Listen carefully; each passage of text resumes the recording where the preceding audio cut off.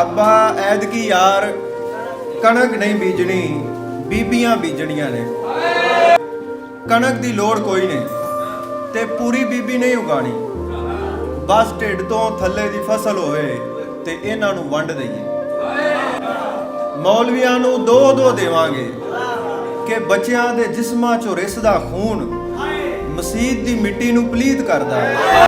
ਸ਼ੈ ਲੈਣ ਗਈ ਧੀ ਜਦੋਂ ਘਰ ਨਹੀਂ ਆਉਂਦੀ, ਰੂੜੀਆਂ ਤੋਂ ਲਾਸ਼ ਲੱਭਦੀ ਮਾਂ ਦਾ ਦੁੱਖ ਇੰਜ ਹੀ ਜਿਵੇਂ ਮੇਲ ਵਾਲੇ ਦਿਨ ਲਾੜਾ ਮਰ ਜਾਏ। ਗੈਰਤ ਵਿੱਚ ਕਤਲ ਹੋਣ ਵਾਲੀ ਮੁਟਿਆਰ ਜਦੋਂ ਮਰੇ ਤੇ ਬੁਲਬੁਲਾਂ ਦੇ ਵੈਨ ਨਹੀਂ ਸੁਣੇ ਜਾਂਦੇ। ਕੋਈ ਇੰਜ ਦੀ ਖਾਦ ਪਾਈਏ ਕਿ ਇਹਨਾਂ ਦੀ ਸੋਚ ਬੀਬੀਆਂ ਦੀਆਂ ਲੱਤਾਂ ਚੋਂ ਬਾਹਰ ਨਿਕਲੇ। ਸ਼ਾਇਦ ਜੇ ਕੋਈ ਬੰਦਾ ਆਪਣੀ ਬੀਵੀ ਨੂੰ ਇਨਸਾਨ ਸਮਝਣ ਲੱਗ ਜਾਵੇ।